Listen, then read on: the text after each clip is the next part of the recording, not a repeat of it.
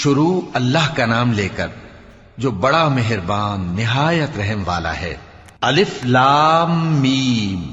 کیا لوگ یہ خیال کیے ہوئے ہیں کہ صرف یہ کہنے سے کہ ہم ایمان لے آئے چھوڑ دیے جائیں گے اور ان کی آزمائش نہیں کی جائے گی؟ اور جو لوگ ان سے پہلے ہو چکے ہیں ہم نے ان کو بھی آزمایا تھا اور ان کو بھی آزمائیں گے، سو اللہ ان کو ضرور معلوم کرے گا جو اپنے ایمان میں سچے ہیں اور ان کو بھی جو جھوٹے ہیں۔ کیا وہ لوگ جو برے کام کرتے ہیں یہ سمجھے ہوئے ہیں کہ یہ ہمارے قابو سے نکل جائیں گے؟ جو فیصلہ یہ کرتے ہیں برا ہے۔ جو شخص اللہ کی ملاقات کی امید رکھتا ہو تو اللہ کا مقرر کیا ہوا وقت ضرور آنے والا ہے، اور وہ سننے والا ہے، جاننے والا ہے۔ اور جو شخص محنت کرتا ہے تو اپنے ہی فائدے کے لیے محنت کرتا ہے، بے شک اللہ تو سارے جہان سے بے نیاز ہے۔ اور جو لوگ ایمان لائے اور نیک عمل کرتے رہے ہم ان کے گناہوں کو ان سے دور کر دیں گے اور ان کو ان کے اعمال کا بہت اچھا بدلہ دیں گے۔ اور ہم نے انسان کو اس کے ماں باپ کے ساتھ نیک سلوک کرنے کا حکم دیا ہے۔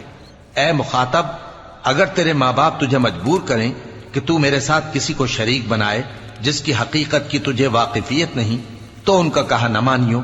تم سب کو میری طرف لوٹ کر آنا ہے، پھر جو کچھ تم کرتے تھے میں تم کو جتا دوں گا۔ اور جو لوگ ایمان لائے اور نیک عمل کرتے رہے ان کو ہم نیک لوگوں میں داخل کریں گے۔ اور بعض لوگ ایسے ہیں جو کہتے ہیں کہ ہم اللہ پر ایمان لائے، پھر جب ان کو اللہ کے راستے میں کوئی ایذا پہنچتی ہے تو لوگوں کے ایذا پہنچانے کو یوں سمجھتے ہیں جیسے اللہ کا عذاب۔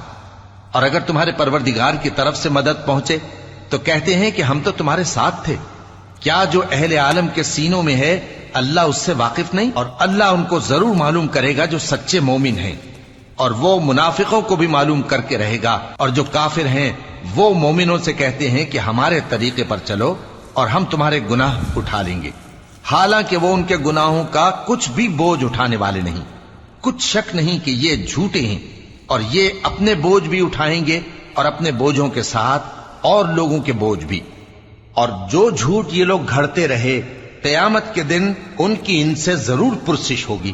اور ہم نے نوح کو ان کی قوم کی طرف بھیجا تو وہ ان میں 50 برس کم 1000 برس رہے، پھر ان لوگوں کو طوفان کے عذاب نے آ پکڑا اور وہ ظالم تھے۔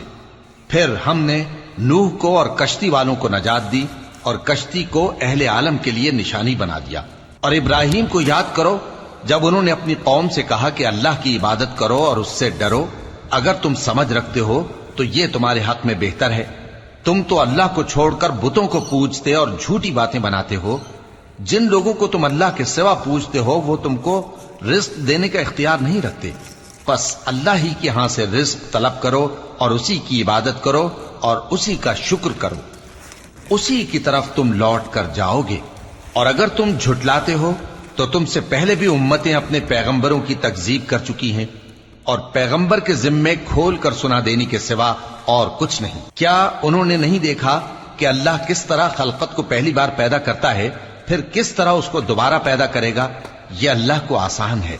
کہہ دو کہ ملک میں چلو پھرو اور دیکھو کہ اس نے کس طرح خلقت کو پہلی دفعہ پیدا کیا ہے، پھر اللہ ہی دوسری بار بھی پیدا کرے گا، بے شک اللہ ہر چیز پر قادر ہے۔